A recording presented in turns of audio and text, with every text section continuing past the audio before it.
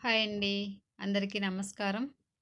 నేనిక్కడ కందికాయలతో కర్రీ ఎలా చేయాలో చూపిస్తున్నాను. వాటిలోకి ఏమేమి వేస్తాను, ఎలా చేస్తాననేది చూడండి. ఇక్కడ ముందుగా బాండ్లీ పెట్టుకొని ఆయిల్ వేసుకోవాలండి. ఒక 3 ఆర్ 4 స్పూన్స్. ఆయిల్ వేడెక్కిన తర్వాత పోపు దినుసులు, అలాగే ఆనియన్స్, కరివేపాకు వేసి కలియబెట్టాలండి. తరువాత అది బ్రౌన్ కలర్‌లోకి వచ్చే వరకు వేగనించి మనం కందికాయలు ఒలిసి పెట్టుకుంటాం కదా! వాటి విత్తనాలు వేసుకోవాలండి. వేసిన తర్వాత ఒకసారి కలియపెట్టాలి. అందులోకి తగినంత పసుపు, అలాగే టేస్ట్‌కు తగ్గట్టుగా సాల్ట్ వేసి కలియబెట్టాలండి.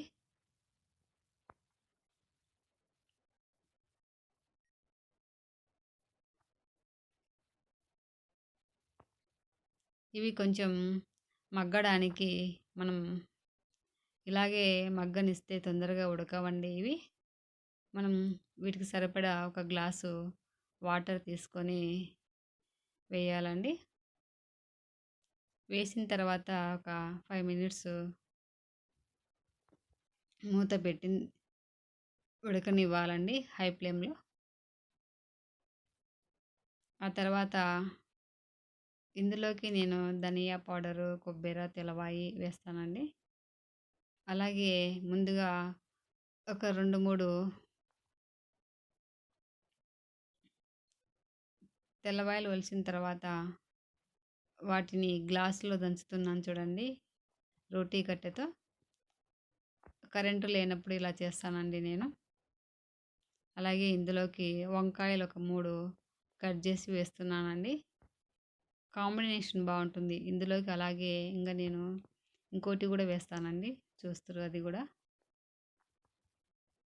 వేసిన తర్వాత వీటిని కలియబెట్టి తగినంత కారం వేసుకోవాలండి. నేనైతే మా కర్రీకి తగ్గట్టుగా 1.5 స్పూను కారం వేస్తున్నానండి. మేమైతే ఎక్కువ కారం తినము.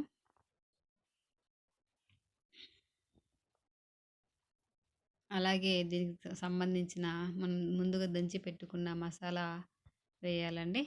ఇదంతా వేసి ఒకసారి కలియబెట్టాలి.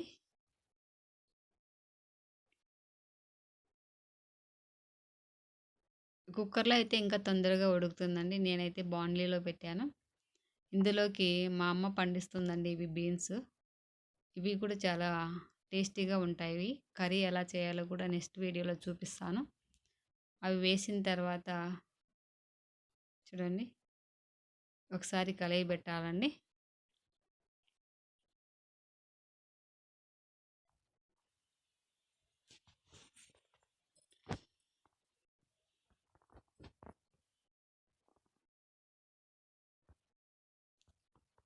కలయబెట్టి మళ్ళీ ఒక ప్లేట్ వేసి కొద్దిసేపు అలాగే ఉంచాలండి.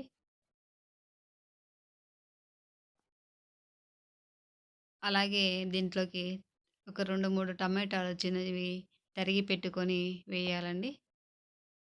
ఇంట్లో మనకు ఫ్రెష్‌గా కొత్తిమీర ఉన్నా గూడా వేసి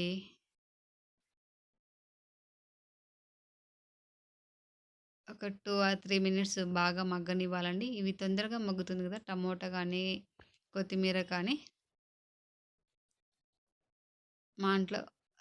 మా ఇంట్లో ఫ్రెష్‌గా లేదండి. ఒక 3 ఆర్ 4 డేస్ నుంచి ఉంది అది కొత్తిమీర పీక్కొచ్చిందే. అది వేస్తున్నానండి. కొంచెం మెత్తబడిందనమాట. అలా వేసి బాండ్లీ పైన మళ్ళీ మూత పెట్టి ఒక 2 ఆర్ 3 మినిట్స్ మగ్గనివ్వాలండి. మగ్గనిచ్చిన తర్వాత ఒకసారి ప్లేట్ తీసి మళ్ళీ అడుగంటకుండా కలియబెట్టాలి. మనం ఒక గ్లాసే గదా వాటర్ ఏసింది. ఎక్కువ వేయలేదు కాబట్టి ఎక్కువ రసం లేకుండా గుజ్జుగా ఉంటే నేను ఇందులోకి కాంబినేషన్‌గా దోస వేస్తున్నానండి. ఈ కర్రీని దోసలో కానీ, చపాతీలో కానీ, అలాగే పూరీలో కానీ తినొచ్చండి. చాలా టేస్టీగా ఉంటుంది. మీరు వీటితో ఎలా చేస్తారో నాకు కామెంట్ రూపంలో తెలియజేయండి. నేనైతే నాకొచ్చినట్లు ఇలా చేశాను. నేను ప్రతిసారి కామెంట్ పెట్టమని అందరిని అడుగుతున్నానండి. కానీ ఎవరు కామెంట్ పెట్టట్లేదు. చూడండి ఇక్కడ నేను దోస వేస్తున్నాను. ముందుగా బాండ్లీ దోస పెనం పెట్టి వేడైన తర్వాత ఒక 2 ఆర్ 3 డ్రాప్స్ ఆయిలేసి ఇలా అంటే దోస అనేది బాగా ఎక్కడ అతుక్కోకుండా వస్తుందండి. మా అమ్మకు కొంచెం మందంగా ఉండాలని 1.5 స్పూన్ అంటే 1 అలా ఏసి నేను గరిటెతోనే ఇలా తిప్పేస్తానండి. కొంతమంది గ్లాస్ వాడతారు. కొంతమంది కప్పు వాడతారండి. నేనైతే ఇట్లా గరిటెనే వాడతాను. నాకు వాటితో అలా అనడం రాదనమాట.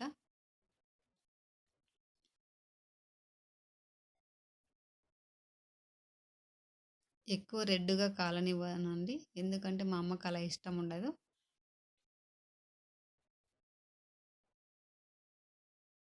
ఆయిల్ వేయడం ఆ క్లిప్ అనేది మిస్ అయిందండి.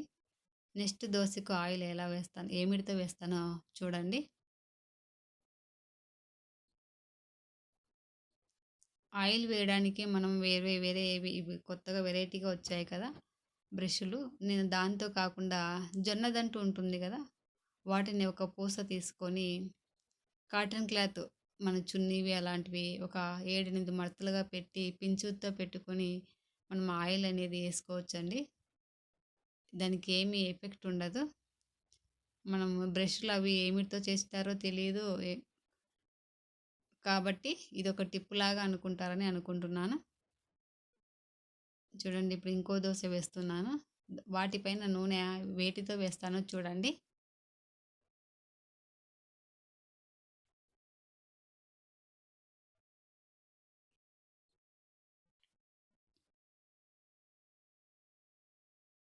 నా వీడియో మీకు నచ్చితే లైక్ చేయండి, షేర్ చేయండి, అలాగే సబ్స్క్రైబ్ చేయండి. Please comment friends. నేను ప్రతిసారి అడుగుతున్నాను కానీ ఎవరు కామెంట్ చేయట్లేదండి. మీ కామెంట్ వల్ల నాకెంతో ఎనర్జీ వస్తుందండి. ఎందుకంటే నేను మళ్ళీ మళ్ళీ ఇంకా కొత్త వీడియోలు పెట్టినప్పుడు నేను ఎలా మాట్లాడుతున్నానో, ఏమి ఇంకా చేయాలో అనేది నాకు తెలుస్తుంది. అంటే ఏం మాట్లాడడం తప్పు మాట్లాడుతున్నానా, బాగా మాట్లాడుతున్నా ఇంగా నేను కరెక్ట్ చేసుకోవడానికి నాకు అవకాశం ఉంటుందండి. కంపల్సరీగా నాకు కామెంట్ అనేది పెట్టండి.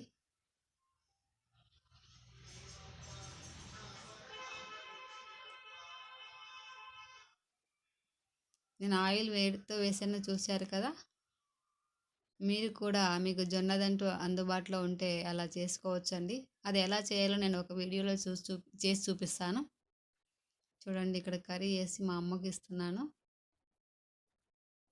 మా అమ్మ తిని చాలా బాగుందని చెప్పిందండి.